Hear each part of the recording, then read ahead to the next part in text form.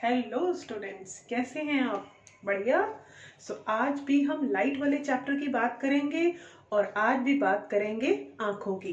Last video and last worksheet में हमने आई का स्ट्रक्चर पढ़ा था एंड आपके सामने बोर्ड पर कुछ क्वेश्चंस हैं जिनमें सबसे पहले क्वेश्चन का आंसर आपको पिछली वर्कशीट, अगर आपने अच्छे से पढ़ी है, पिछला वीडियो ध्यान से देखा है, so you can answer it very well.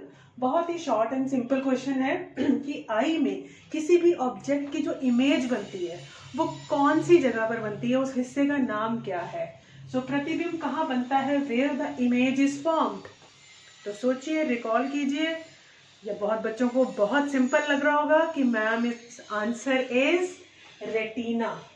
आंखों में पीछे की तरफ, as you can see in the diagram, कि आंखों में जो पीछे की तरफ होती है हमारी आंखों की screen, which is called retina, यहाँ पर ही किसी भी ऑब्जेक्ट की इमेज बनती है एंड वहां से ऑप्टिक नर्व इसे ब्रेन तक ले जाती है, तब हम इंटरप्रेट कर पाते हैं कि हमने कुछ देखा। एंड आज की जो आप बोर्ड पर देख रहे हैं, यहाँ सिर्फ क्वेश्चंस हैं और क्वेश्चंस के थ्रू ही हम आज की वर्कशीट नंबर 24 को डिस्कस करेंगे।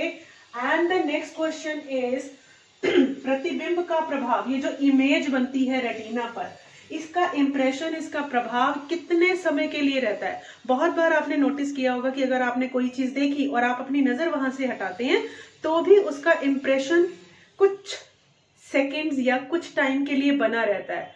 वो टाइम क्या है, वो ड्यूरेशन क्या है, जब तक हमें वो एहसास, हमें वो फीलिंग बनी रहती है कि हमने कुछ चीज देखी है।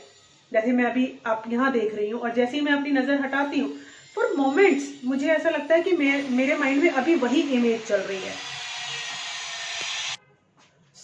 ये कितनी देर तक इमेज परसिस्ट करती है, उस ड्यूरेशन को क्या कहेंगे, कितनी होती है वो? 1/16 ऑफ अ सेकेंड। एक सेकेंड का 16th हिस्सा,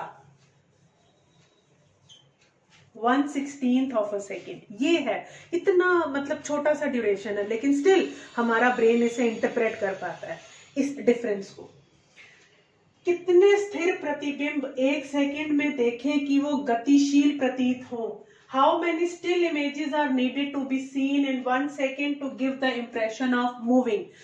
एक्चुअली क्या होता है, बहुत सारी स्टिल इमेजेस को अगर हमारे सामने एक कॉन्टिन्यूटी में लाया जाए, एक फिक्स्ड पैटर्न में लाया जाए, तो हमें वो एज मोशन में अपीयर होती है। हमें हमारा ब्रेन उसे क्या इंटरप्रेट करता है, जैसे वो मूविंग है। ऐसी कितनी इमेजेस हमारी आंखों के सामने प्रोजेक्ट हो कि वो हमें मोशन का, मूविंग होने का एहसास दें। उसका आंसर यही छिपा है कि 1/16 सेकेंड तक एक इमेज का इंप्रेशन हमारे ब्रेन पर बना रहता है, रेटिना पर जो इमेज बनती है उसका इंप्रेशन बना रहता है फॉर 1/16 ऑफ अ सेकेंड। तो अगर एक सेकेंड में 16 इमेजेस आए, एक सीक्वेंस में आए, तो वो हमें मूविंग का एहसास देंगे, मोशन का एहसास देंगे। यहाँ पर क्या आएगा आपके ब्लैंक में? 16, कि एक सेकेंड में 16 इमेजेस अगर प्रोजेक्ट हो, 16 स्टिल इमेजेस अगर हम देखें और वो एक दूसरे से मिलती जुलती हैं, तो वो हमें मोशन की फीलिंग देंगी। और ऐसा ही होता है जैसा कि आप यहाँ कुछ पिक्चर्स में देख सकते हैं। आज की वर्कशीट में आपकी यहाँ एक्टिविटी भी है कि आपने 2 कार्डबोर्ड के पीसेस लेने हैं। एक पर आप बर्ड ड्रॉ कर लेंगे या पिक्चर पेस्ट करेंगे और दूसरी तरफ केस, पिंजरा। तो जब हम उन दोनों को एक दूसरे के आगे पीछे लगा करके एक स्ट्रिंग से अटैच करके स्ट्रिंग को खींचेंगे, वो चीज मूव करेंगे, वो गत्ता जो कार्डबोर्ड है वो मूव करेगा। तेजी से मूव करना है, जिससे थोड़ी देर के बाद हमारे ब्रेन को क्या लगेगा कि केज में ही वो बर्ड है, वो पक्षी जो है वो पिंजरे में है, जबकि दोनों अलग अलग हैं। इसी तरह के कुछ और भी आप एग्जांपल्स देख सकते हैं। जैसे बहुत सारी यहाँ इमेजेस हैं हॉर्स की, कि एक हॉर्स में एक टांग उठ रही है, फिर 2 उठ रही हैं, देन वो नीचे हो रही हैं। इस तरह की जब 16 इमेजेस हमारे सामने प्रोजेक्ट की जाती हैं कॉन्टिन्यूटी में, तो वो इंप्रेशन देती हैं जैसे कि हॉर्स जो है वो रन कर रहा है। ये सारा ही परसिस्टेंस ऑफ इमेज, ये जो आज टॉपिक है कि कितनी देर तक इंप्रेशन परसिस्ट करता है, this is persistence of image. ये जो आज हम टॉपिक पढ़ रहे हैं, this is persistence of image. Sorry for the inconvenience, some construction work is going on in my neighbourhood for last 2 years, but I can't help it. Persistence of image, कितनी देर तक जो वो प्रतिबिंब है वो बना रहता है, उन्हीं पर ही ये सारी चीजें बेस्ड हैं। नेक्स्ट है जो मूवीज बनती हैं। मोशन बेसिकली एक्चुअली वहां भी स्टिल इमेजेस की कॉन्टिन्यूटी है, बस वो हमारी आईज के सामने इतनी स्पीड से प्रोजेक्ट की जाती हैं कि वो हमें मोशन की फीलिंग देती हैं, मूविंग होने का एहसास देती हैं। सो चलचित्र में कितने प्रतिबिंब एक सेकेंड में फ्लिप किए जाते हैं, चेंज किए जाते हैं? In movies how many still images are flipped in 1 second? So वहां ये स्पीड 16 से भी ज्यादा होती है, तभी वो बहुत कॉन्टिन्यूटी एंड एक स्मूथ मोशन का फीलिंग देती है। वहां आंसर है आपका 24। सो आज की आपकी वर्कशीट में जो फर्स्ट क्वेश्चन है कि किसी वस्तु का प्रतिबिंब आंख के कौन से हिस्से पर बनता है, on which part of the I image is form? So answer 1 है आपका रेटिना। यहां मैंने भी क्वेश्चन की फॉर्म में ही इसी पॉइंट को लिया है। नेक्स्ट है रेटिना पर बने प्रतिबिंब का प्रभाव, इंप्रेशन ऑफ द इमेज, कितने समय तक रहता है वो प्रभाव? तो वो है 1/16 ऑफ द सेकेंड। ये आपका आंसर 2 है। 1/16 ऑफ अ सेकेंड तक वो इंप्रेशन रहता है हमारी आईज पर।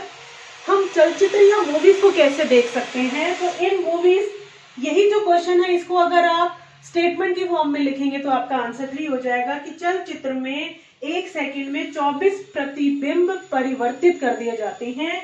इन मूवीज 24 स्टिल इमेजेस, सिर्फ आपने हाउ मैनी हटा देना है, कितने हटा देना है वर्ड, एंड बाकी आपका ये हाउ मैनी वर्ड आप हटा देंगे, कितने हटा देंगे, तो आपका आंसर बन जाएगा आंसर 3, कि हम किस तरह से मूवीज या चलचित्र को देख पाते हैं।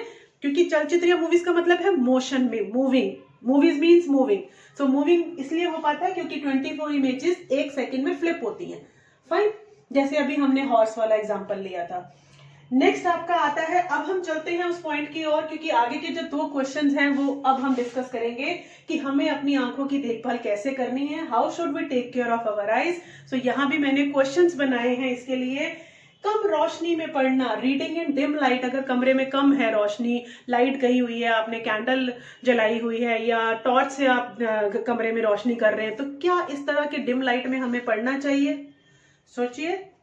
और कई बच्चे पढ़ते हैं, लेकिन ऐसा नहीं करना चाहिए। Wait for the bright light, जब तेज ठीक सफिशिएंट लाइट हो तभी हमें कुछ बुक की रीडिंग करनी चाहिए या किसी चीज को रीड करने की कोशिश करनी चाहिए। कम रोशनी में पढ़ना क्रॉस नहीं, तो अब पॉइंट क्या बन जाएगा कि कम रोशनी में नहीं पढ़ना चाहिए। दूसरा है तेज रोशनी को सीधा देखना, जैसे सन है, टॉर्च है, क्या उसकी लाइट को डायरेक्ट देखना चाहिए? अपनी आंखों से डायरेक्ट उन चीजों को देखना चाहिए?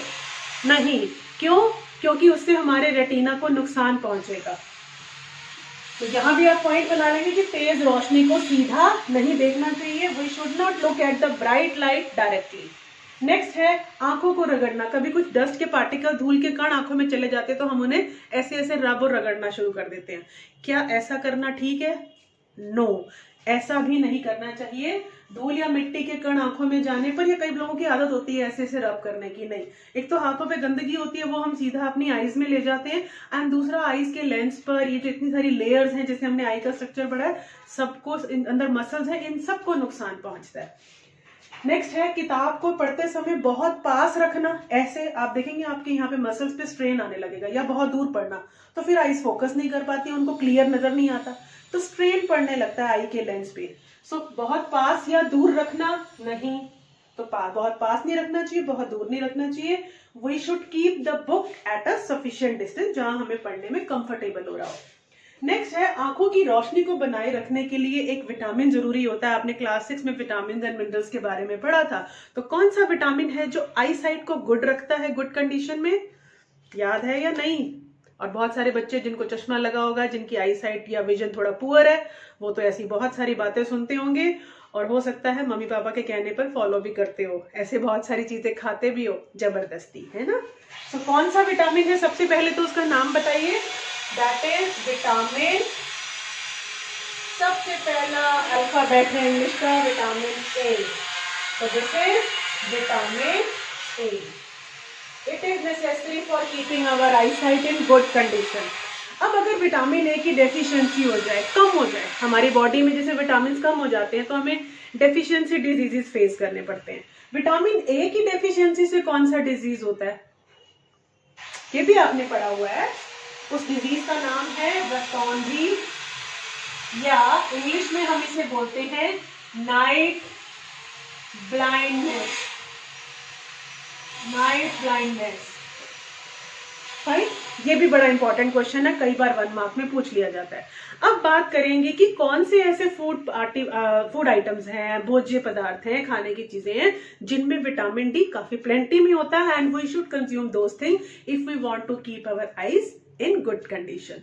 तो इसमें कौन से हैं, सोचिए सोचिए। आजकल विंटर सीजन है, कच्ची गाजरें, यस, रॉ कैरेट्स एंड गोभी, कॉलीफ्लावर, पालक, spinach and cod liver oil, मछली का तेल, और दूध, मिल्क, पनीर, चीज, हरी सब्जियां, ये सब चीजों में विटामिन काफी पाया जाता है, लेकिन सबसे ज्यादा जो है ये स्पिनच में और कैरेट में होता है। तो ये दोनों चीजें बहुत ज्यादा लीजिए, और आजकल विंटर सीजन में तो ये काफी प्लेंटी में अवेलेबल होती हैं।